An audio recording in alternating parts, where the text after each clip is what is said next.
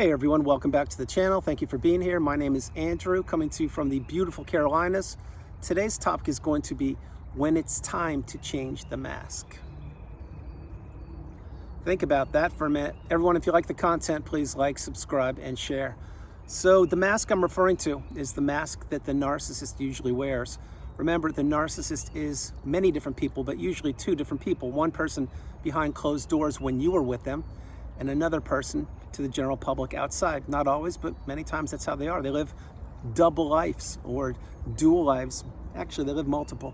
But having said that, there is a time in each and every narcissistic relationship when they know it's time to change the mask, because the supply that they were getting from the source of supply that they're in the relationship with, it's not panning out. It's not doing what the narcissist needs. Remember, in the beginning of the relationship, when you met the narcissist, you most likely experienced the love bomb / euphoric stage, and that was when the narcissist knew that they could have you fall in love with them or relocate with them or create a family with them, have children, go into business, loan them money, etc., put them through school, pay their tuition, whatever it was. But there was a purpose for you in that narcissistic relationship. It wasn't what you thought it was. It was what the narcissist saw in you, the opportunity or opportunities they saw in you that they could take from you. Now, all of these things I'm mentioning, they contribute to one thing, which is the mask. The mask is something that the narcissist wore to manipulate you and to get you perhaps to fall in love with them and to keep you trapped in that devaluation stage. That's where they wanted you. They wanted you working for them. The narcissist wanted you to be an unpaid helper, a walking apology, the sounding board, the person who would tolerate their poor behavior, the person who would be there for them when they needed somebody to listen to them. But of course, remember, when you wanted the narcissist to listen to you, they would be nowhere to be found. But back then, you didn't know that they were a narcissist. You just thought that they were having a bad day, week, month, year, decade, or life. And now you know that these people are hollow. They're empty shells. There's nothing to them. What they do is they mimic back other people's ideas and creativity. And what they do is they steal people's identities. And what they do is they have other people become an extension of them. And this is what the narcissist wants. Imagine, if you will, a farmer. A farmer has a whole bunch of land, and the farmer they want to grow certain crops, whatever they're going to be. It doesn't really matter, but they have multiple different crops. Let's say 5 different kinds of crops. And what they're doing is they planted them, they're growing them, they're nurturing them, they're watering them, etc., fertilizer, all these things. And one day they look at all 5 of the crops, and one of them is really ripe and really ready to be harvested. The other 4 aren't quite there. Well, that is what the narcissist was doing when they met you. They were having multiple sources of supply, using that farmer's analogy, and they were waiting till one of them was harvested, and it was you. Now, that is not meant to trigger you or upset you, but the narcissist has multiple sources of supply all the time. It's not just one person. You may think it was just you. It wasn't just you. Whether you were married or not, the narcissist always has multiple sources of supply. And one of the reasons why is because if that relationship goes sideways, they still have 4 more crops that they could harvest. But your turn was ripe when you were ready. You were ready to enter that relationship full throttle. Because why? Because you believed in the mask. And when you entered that relationship with them, they discarded, most likely, or ended a relationship with a former source of supply. And that is how the cycle goes on. It goes on in a loop, and it goes around and around. And the one constant in the loop is the narcissist. It's not you, it's the narcissist. So when it's time to change the mask, they will know. Let's go back to the former source of supply before you met the narcissist. They knew that that person's resources were being decimated. They knew that that person was about to break, meaning they couldn't take any more of the abuse, of the gaslighting, of the smear campaign, of the silent treatment, of being stonewalled, of the verbal abuse, of the mental abuse, of the ghosting, of the texting games of the narcissist, of the waiting games of the narcissist, of all the poor behavior. The new supply was, their life was falling apart left, right, and center. And the narcissist sensed this. They knew it. Their 6th sense was kicking in. And what did they do? They looked out of their window and they saw that farmer's field of crops that was about to be harvested. And they looked, and again, they saw that one crop, which was you, was ready. Insert you, devalue and discard former source of supply. And then they changed the mask. So there was a pivotal period of time back then. I can't tell you exactly when, but when they discarded the former supply, or maybe the former supply was wise enough and they entered it themselves, But either way, the narcissist had to get a new source of supply. And that's when it was time to change the mask.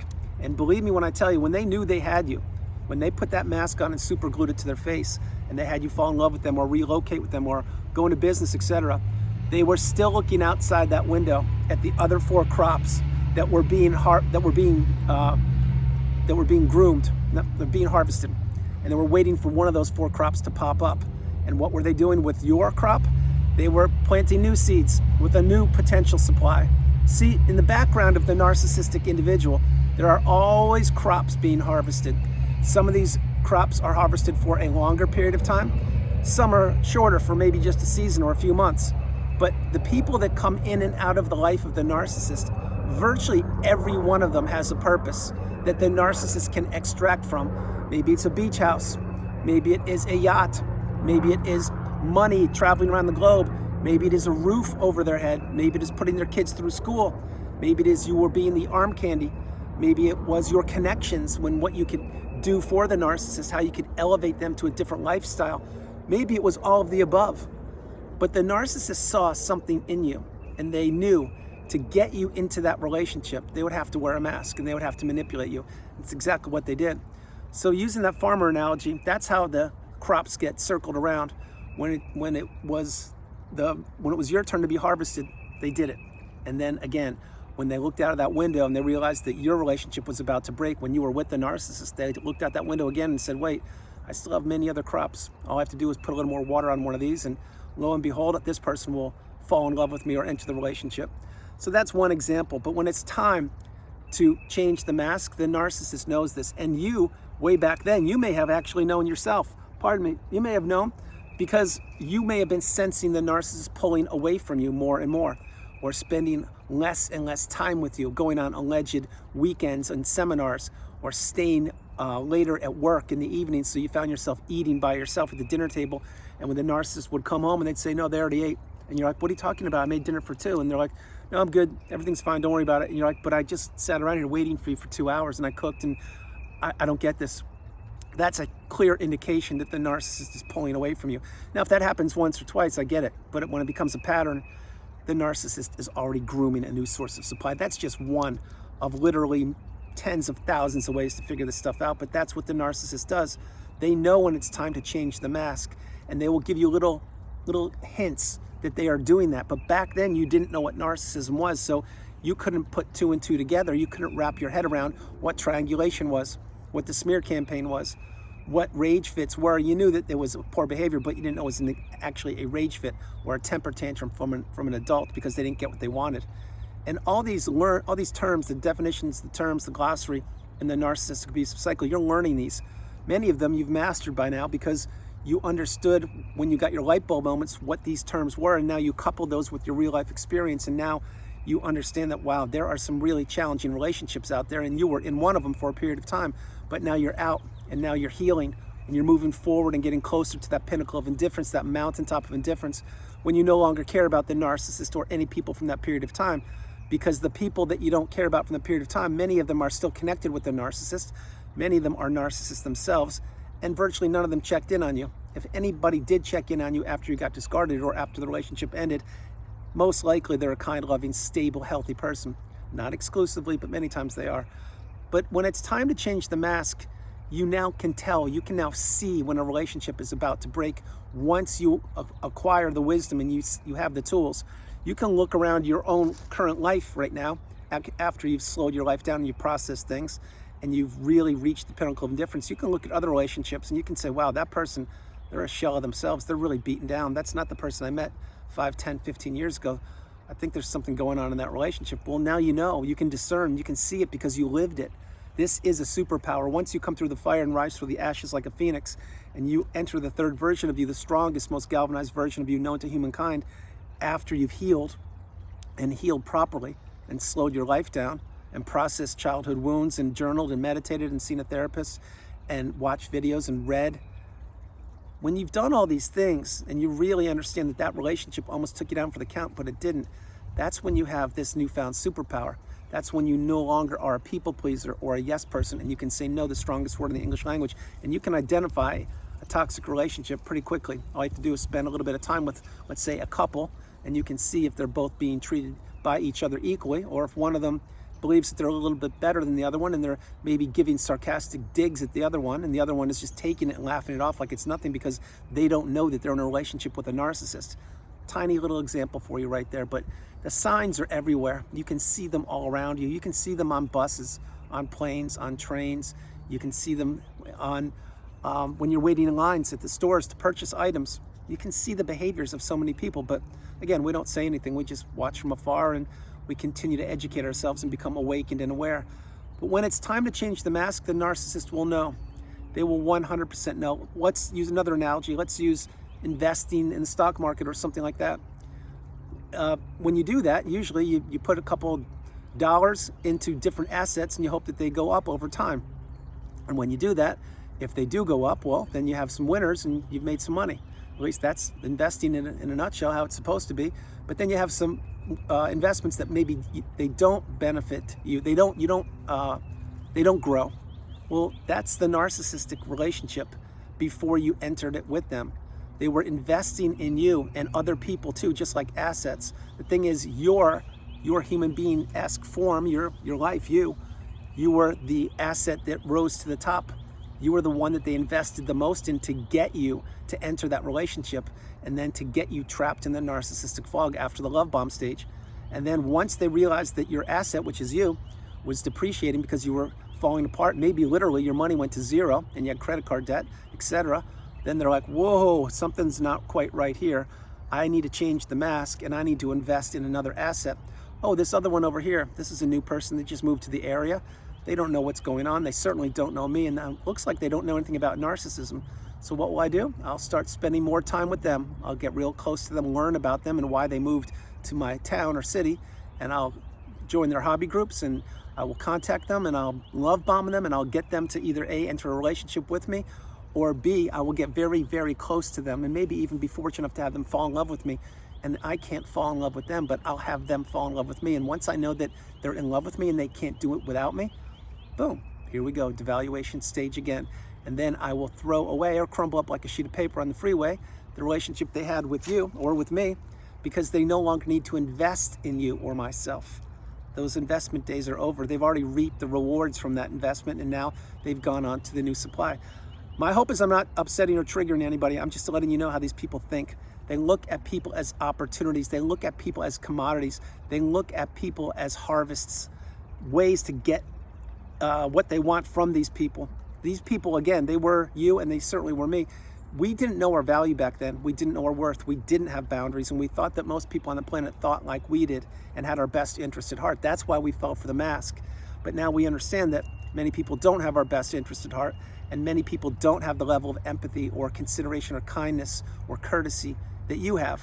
And that is one of the ways the narcissists entrenched themselves in your life. They looked at what you could provide for them by wearing the mask. They looked at how long that relationship potentially would last. Maybe it was only 5 or 6 or 7 years till the kids got to be in high school and they were self-sufficient, when you would get crumbled up and thrown away. Who knows? But the point being is there is a expiration date for each and every narcissistic relationship. We now know that. The thing is, not entering these relationships in the future is the path. If you could have gone back in time, and when you entered the narcissistic relationship and the narcissist handed you that 2-page report and said, here's what I'm going to do to you, here's what's going to happen throughout this relationship, you will have some highs, definitely, but you're going to have an awful lot of lows. And when I discard you, or when this relationship ends, you will be a shell of yourself, and you will really have a lot of work to do. You won't just be able to get over it. You're going to have to really process things, and you're going to have to hope that you figure out who I am and what I've done to you. If they did that, you would have run for the hills. You would have said, thank you, but no thank you. Stay away from me. I'm going to enter a relationship with a healthy, stable person. But that's not what happened. What happened is, as I mentioned, with the investing and with the farming, the narcissist, they watered you a little bit more, or they invested a little bit more in you. Next thing you know, you were the #1 candidate. Boom, they enter the relationship with you. They don't want to be with anybody else because of what you provide and or provided. And then here you go. You're trapped in the narcissistic fog. You're being devalued each and every day, and you don't know how you got there. You just know that something's off, and you keep working for the relationship and working for the narcissist to the detriment of yourself. And then right when your health was taking a hit and you were not doing well and things were declining in your life because the narcissist was pressing down the gas pedal of abuse and manipulation and driving wedges between anything that mattered to you and you, when that happened, then they looked at you and said, wow, okay, I really did a number on this one. They're not doing too well. I think it's time to look out that window and get a new harvest or to invest in a new asset. These are just examples of how the narcissist thinks. They have a sixth sense of when the relationships will end, and they know when they're going to discard you. Believe me, the discard is planned. It is strategic. It is usually around a holiday or a birthday or a loss in the family or a birth in the family or a death in the family or when you got ill or you just lost your job, etc. This is when the narcissist presses down the gas pedal of punishment more because they want to inflict so much damage upon people at a pivotal, instrumental period of their life. Again, like I mentioned, usually it's a holiday or an event or something. And when they do this, that is supposed to leave a mark on that period in time, and you're not supposed to heal from it, and you're not supposed to figure out that the narcissist was a narcissist, and you're not supposed to see behind the mask, and you're definitely not supposed to put yourself back together, but that's what you've done, or that's what you're doing. And that's why you need to have boundaries, and that's why you need to understand that 1 minute in a narcissistic relationship, when you've identified that a person that you're in a relationship with is a narcissist, is 1 minute too long. Do not stay in these relationships. They do not serve you. They do not improve. They only deteriorate over time. And does the narcissist know what they're doing? Yes, they do know exactly what they're doing. They know when to water you, when to invest in you, when to pull back, when to not water you, when to throw in the new supply, when to discard people, when to pop up again and try to hoover. These are all the games of the narcissist, and that's what they are. They're games, but your life is not a game. Your life is something meant to be relished, enjoyed, cherished, honored, respected, and lived. You are not meant to be existing in that devaluation stage. That is not a pleasant place to be. So before I close the video, understand the narcissist does know what they're doing. They know exactly how to get people to enter relationships with them, how to get what they want from them, and how to remove themselves and or discard that person. That's why the cycle continues to go around and around. It is in a loop, and in the center of that cycle is the narcissist. All they do is interchange the crop that they're focused on or the investment that they're investing in, and then they dish out the punishment to that person after they get their hooks sunken into them. That's why you need to run for the hills from these things once you identify that A, they do exist, B, you are in one, and C, that they never served you, because this is the only relationship that you need to heal from. And it will take time. It will take a mountain of time, but in your time you will heal if you utilize the tools that are provided for you and you slow your life down and you go no contact and block these people, delete them, remove all fly monkeys, people associated with them, etc. And if you can't utilize gray rock, become dull and boring. So when it's time to change the mask, the narcissist knows. They know when the expiration date of the relationship is about to pop up. They can sense it because they're the one that's administering the abuse day in and day out, and they're just testing the person to see how much they can take or tolerate. That's what they do. That's exactly how the cycle continues to go on. And the cycle will continue to go on. It just needs to go on without you. Everyone, that's the video. I hope you liked it. I loved doing it from the beautiful Carolinas. This is Andrew. Namaste. Have a great afternoon, evening, or morning, no matter where you are on the planet. You are not alone. Remember that. You are not alone. God bless you all. I love you. Have a great, great day. And the narcissist knows when it's time to change the mask. And maybe even right now they're changing it again to a new supply. Who knows? Point being is that supply can't be you because you're not supply. You're a beautiful, bright, shining light. You're full of abundance and positive energy, and doors are opening up for you post-narcissistic relationship.